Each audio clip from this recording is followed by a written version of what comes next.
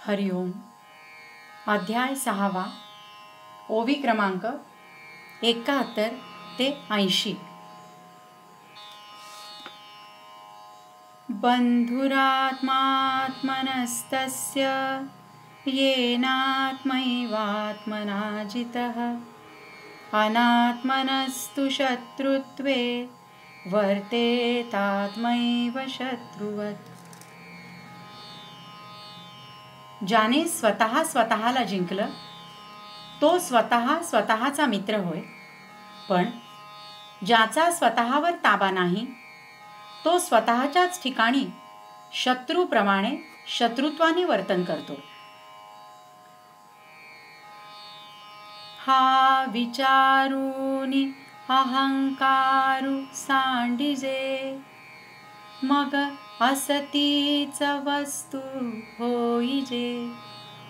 तरी आपली स्वस्ती सहजे आपण केली.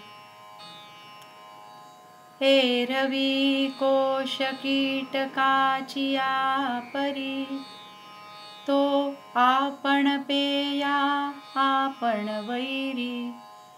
जो आत्मबुद्धी शरीरी चारुस्थळी. कैसे प्राप्तीची ये वेळे, निदैवा आंधळेपणाचे डोहळे. की असते आपुले डोळे आपण झाकी. का कवण एकू भ्रमलेपणे, मी तो नव्हे गा चोरलो म्हणे. ऐसा नाथिला छंदू अंतःकरणे, घेऊन ठाके. एरवी होय ते तोची आहे, परी काई कीजे बुद्धी तैसी नोहे. देखा स्वप्नीचे निघाये, की मरे साचे. विचार करून हा अहंकार टाकावा आणि मग असलेलं आपलं खरं स्वरूप ओळखून ब्रह्मरूप व्हावं. म्हणजे आपण आपलं कल्याण केल्यासारखं सहजच होईल.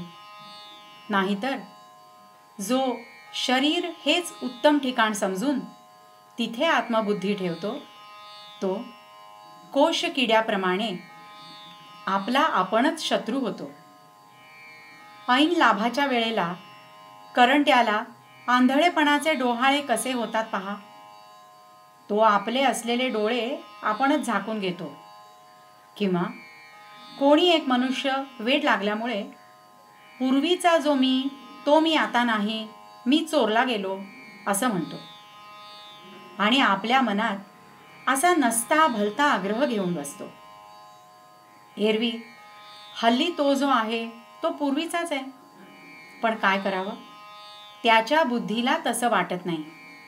पहा, स्वप्नातल्या तलवारीच्या वाराने कुणी खरोखर मरतो का?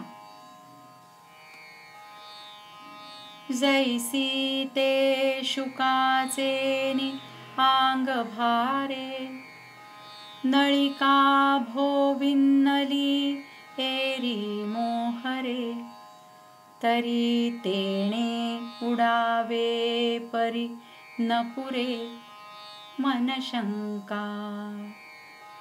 वायाची मान पिळी अटुवे हिये आवळी. टिटातू नळी धरून ठाके. म्हणे बांधला मी पुढा, ऐसिया भावनेचिया पडे खोडा. की मोकळिया पायांचा चवडा, गोवी अधिके.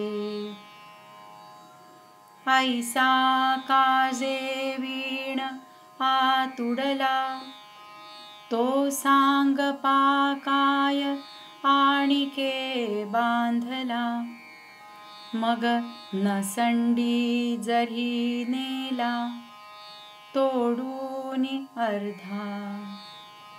म्हणून आपण पेया आपणची रिपू, जेणे वाढविला हा संकल्पू.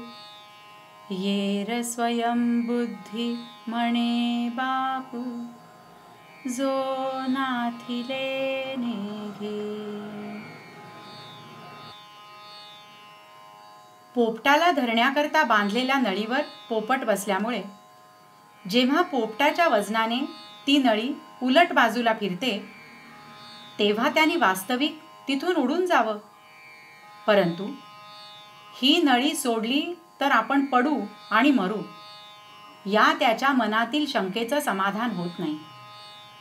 मग तो व्यर्थच मान इकडे तिकडे करतो आणि संकोचलेल्या छातीने नळीला आवळत ती नळी चवड्यात धरून राहतो. मग तो मनात म्हणतो की मी खरोखरच बांधला गेलो आहे. अशा या कल्पनेच्या खोड्यात सापडतो आणि मग मोकळा असलेला आपल्या पायाचा चवडा अधिकच गुंतवतो. याप्रमाणे विनाकारण अडकलेल्या या पोपटाला दुसऱ्या कुणी बांधलंय का? आणि अशा स्थितीत त्याला ओढून अर्धा तोडून जरी नेला तरी तो काही केल्या नळी सोडित नाही. म्हणून ज्याने आपला संकल्प म्हणजे देहाभिमान वाढवला आहे, तो आपला आपणच शत्रू होय. श्रीकृष्ण म्हणतात, दुसरा म्हणजे जो खोट्याचा मिथ्या देहाचा अभिमान घेत नाही, तो आत्मज्ञानी म्हणावा. हरिओम.